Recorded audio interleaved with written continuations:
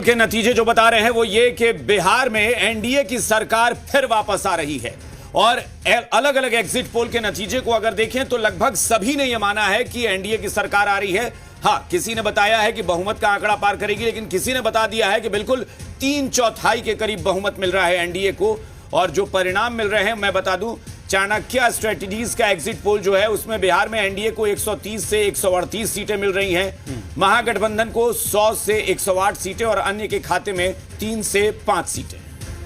बिल्कुल, तो जाहिर सी बात है कि प्रचंड बहुमत यहां पर दिखाया जा रहा है एनडीए को। अगर अलग अलग एग्जिट पोल की, अगर महा एग्जिट पोल की बात करें, अगर हम एवरेज निकालें तो बड़ी जीत की तरफ एनडीए यहां पर बढ़ता हुआ दिख रहा है। अगर एग्जिट पोल के आंकड़ों को देखें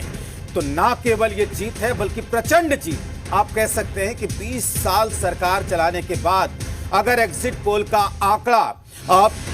209 सीटों तक जा रहा है तो आप इसे कह सकते हैं कि प्रचंड जीत की तरफ बढ़ता हुआ राष्ट्रीय जनतांत्रिक गठबंधन। अगर एग्जिट पोल के आंकड़ों को अगर हम माने, अगर यही एग्जैक्ट पोल होता है तो आप समझ सकते हैं कि फिर एक बार 200 के पार का जो आंकड़ा है एनडीए का वो यहां पर आता हुआ दिख रहा है। और आप कह सकते हैं कि एग्जिट पोल के आंकड़ों में महागठबंधन का, इंडिया गठबंधन की करारी हार होती हुई यहां पर एग्जिट पोल के जरिए सारे दावे महागठबंधन के, सारे दावे विपक्ष के यहां पर धराशायी हो रहे हैं, जब एग्जिट पोल का जो नतीजा है वो इस वक्त हमारे सामने है।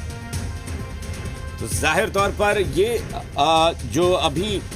जो राजेश कह रहे हैं, मुझे लगता है राजेश आपने बड़ी बात कह दी है कि वाकई ये बड़ी जीत इसलिए है क्योंकि 20 साल अगर कोई शख्स मुख्यमंत्री रहे, 20 साल तक अगर कोई सरकार बनी रहे और उसके बाद अगर इस तरह के बहुमत के साथ सरकार बनती है तो उसे बड़ी जीत माना जाएगा। अगर मान लेते हैं कि बहुत कम के आंकड़े के हिसाब से भी देखें, जो सबसे कम बता रहे हैं 130 से 138 चाणक्य ने बताया, 130 और 138 वाला आंकड़ा भी मान ले और एनडीए को जीत मिली तो भी इसे बड़ी जीत कहेंगे, क्योंकि 20 साल के बाद भी ये सफलता अगर एनडीए को मिल रही है तो महागठबंधन को वाकई सोचना पड़ेगा कि आखिर उनकी रणनीति में क्या चूक, क्या खामी, क्या कमी रह गई कि जनता ने इतने बड़े समय, इतने लंबे समय के बाद भी उन्हें अपनी सिरांखों पर नहीं बिठाया। क्या वजह रही होगी? बिल्कुल अभिषेक, हमें यहाँ पर यह देखना होगा ना कि जो एनडीए का जो आंकड़ा है वो हाईएस्ट 209 सीट है और वो जो है वो कम से कम 130 सीटों का जा रहा है, जबकि 122 सीट चाहिए बहुमत से सरकार बनाने के लिए बिहार विधानसभा में। जबकि आप इंडिया गठबंधन का आंकड़ा देखिए, एग्जिट पोल का जो महा एग्जिट पोल हम ऑन एवरेज निकालते हैं, सबसे कम सीटें 49 और सबसे अधिक सीटें कितनी है? 108। यानी कि 122 से काफी दूर यह आंकड़ा जा सकता है। और अगर पोल डायरी का एग्जिट पोल अगर कुछ हद तक भी सही हो जाए तो आप कह सकते हैं कि 2010